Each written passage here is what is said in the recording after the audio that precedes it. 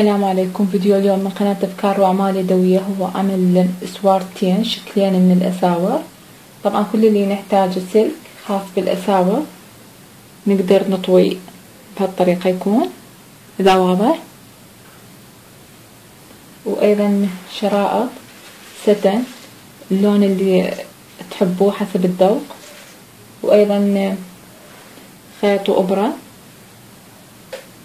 خيط وإبرة، وبعض الإكسسوارات الخرز حسب الذوق اللي متوفرة. طبعا تكون بهالشكل، تكون بهالشكل أو بهالشكل أو بهالشكل أو بهالشكل، وأيضا إكسسوارات كبيرة تكون بهالشكل، وأيضا تكون شفافة بهالشكل، وأيضا كريستالات تكون خرز على شكل كريستال إذا ملاحظين.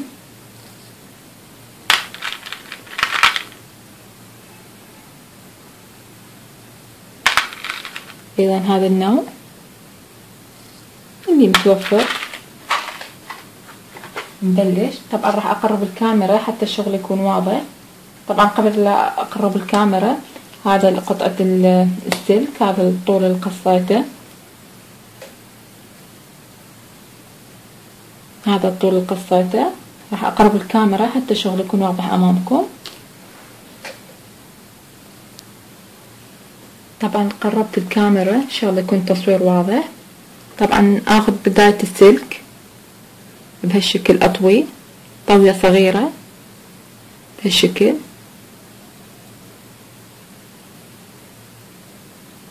أضغط عليه بهالشكل هذا إذا واضح.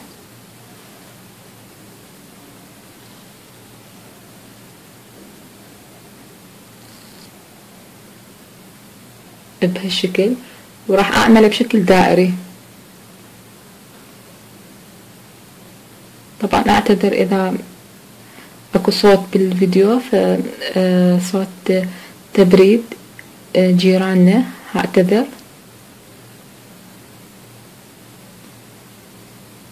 بهالشكل هذا أعمله بهالشكل.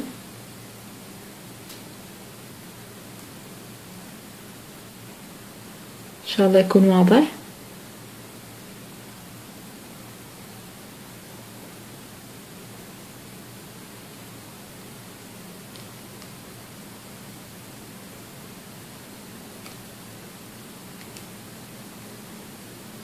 بهالشكل بنات أصبحت. من الجانب الآخر أدخل بيه الخرز أو الإكسسوارات. طبعا راح أختار هذا النوع بهالشكل أدخلها. طبعا هي بيها ثقب، لازم تنتبهون إنها تكون مثقوبة بهالشكل هذا.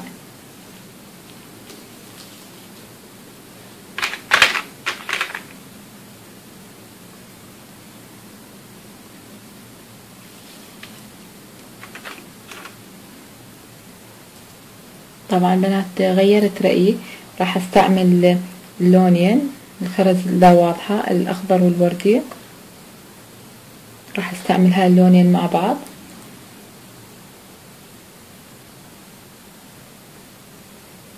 هالشكل.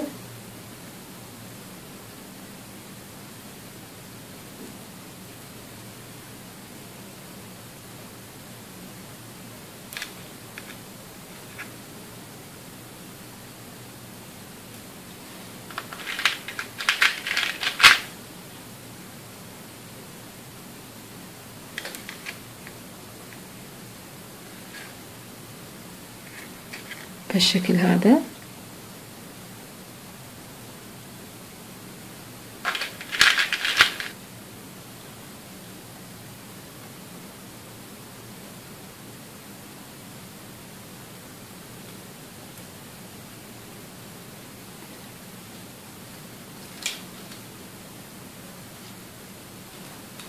طبعا بعد ما انتهيت ايضا راح اعمل نفس اللي عملته بالبداية. بداية السلك ايضا راح اعمله بهاي الجهة، ايضا اطويه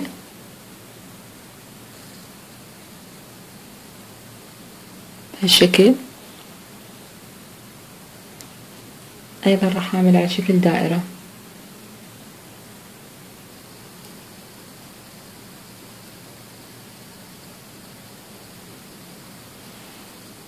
بهالشكل اصبح. طبعا طريقة اللبس سهلة جدا، لف على الايد الفه بهالطريقة بنات، اصبح يلف على الايد سهل وجميل بنفس الوقت. السلام عليكم بنات، رجعت لكم بالجزء الثاني من عمل الاسوار النوع الثاني. طبعا انا اعتذر عن التأخير، صار تقريبا 12 يوم ما نزلت فيديو، كنت مريضة جدا بصراحة وما قدرت انزل فيديو. وهذا الجزء الثاني من الاسوار يعني صورته هسه وراح انزله هسه. الجزء الاول صورته قبل 10 ايام، فكنت مريضة جدا وما قدرت انزل فيديو اصور. كان بصراحة ينخفض عندي الضغط، واشكر كل اللي سألوا علي، اشكرهم جدا. طبعا النوع الثاني كنت مصورته بالفيديو اللي عملته قبل 10 ايام، بس كان صوت التبريد عالي ومال جيراننا بصراحة وما كان واضح، فحبيت ان اعيده. وايضا غيرت المكان مثل ما تلاحظون حتى ابتعد عن الصوت، حتى الصوت والصورة تطلع واضحة. طبعا هذا اللي عملته راح اعمل مثله هذا اذا ملاحظين بهالشكل، ان شاء الله يكون واضح.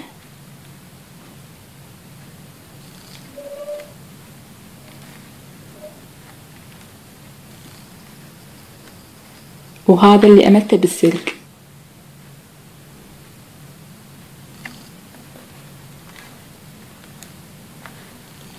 طبعا اختاريت شريط ازرق اللي هو هذا ستن. راح اقرب الكاميرا حتى الشغل يكون واضح امامكم. طبعا بنات بهالشكل راح استعمل الخيط والابرة. طبعا لون الخيط يفضل يكون نفس لون الشريط.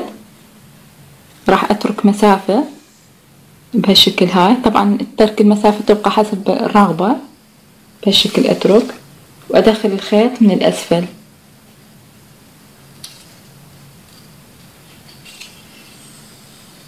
بالشكل.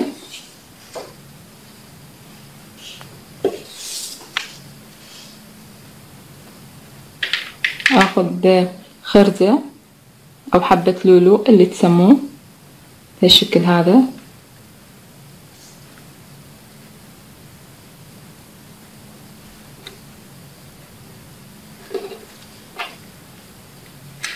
ان شاء الله تكون واضحة. ادخل الخيط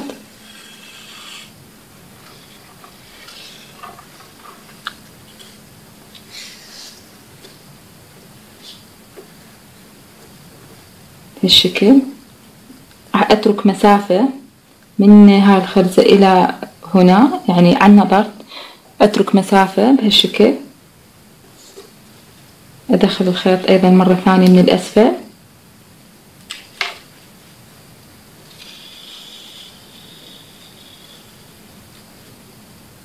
ايضا اخذ خرزة ثانية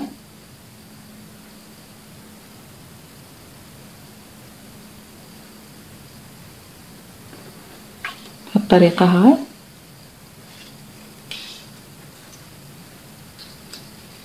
طبعا الخيط بعدين بالنهاية راح اشد الخيط حتى يعطيني الشكل اللي شفتوه.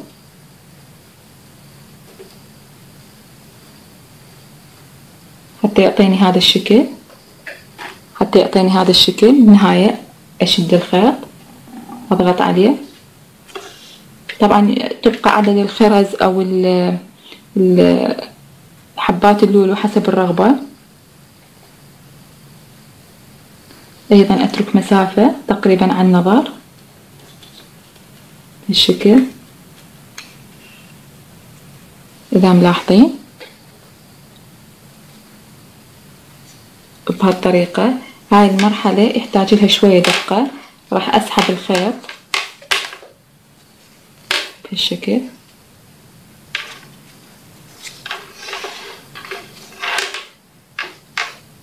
بهالشكل اسحب الخيط بهالشكل. الخيط اصبح بهالشكل. طبعا الخرزة الاخيرة او الحبة الاخيرة من اللولو راح اعقدها عقدة، يعني اعقد الخيط بهالشكل هذا بكل سهولة بهالشكل. طبعا الخيط اصبح طويل لانه ضغطت عليه اكيد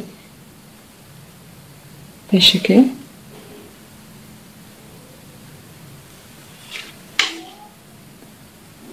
طبعا اعتذر اذا تسمعون اصوات، عندنا ضيوف.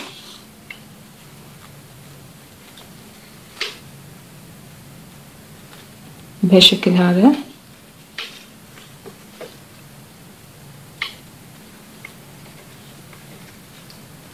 اعقد بعد عقدة، ادخل الخيط من الاسفل بهالشكل واسحبه بهالشكل، اقطعه.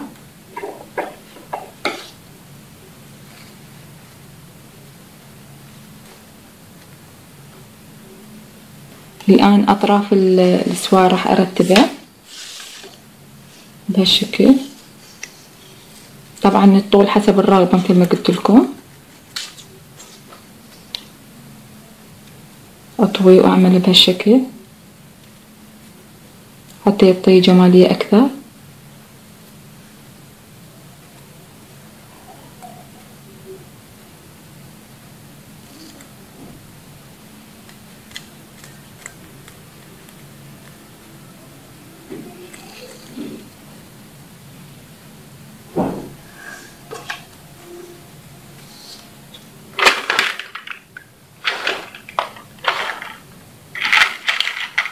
راح اختار ذني بيهن لون ازرق اذا مبين،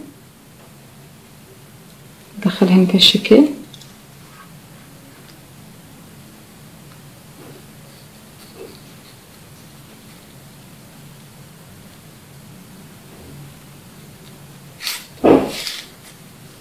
بهالشكل. هسه نحاول نرتبه بهالشكل هذا. اذا ملاحظين ان شاء الله يكون واضح امامكم.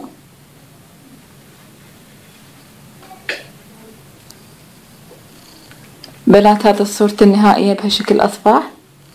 هذا الازرق اللي عملته وهذا الوردي بهالشكل هذا. خليته طويل من هاي الصفحة من الخلف. ان شاء الله يكون الفيديو عجبكم.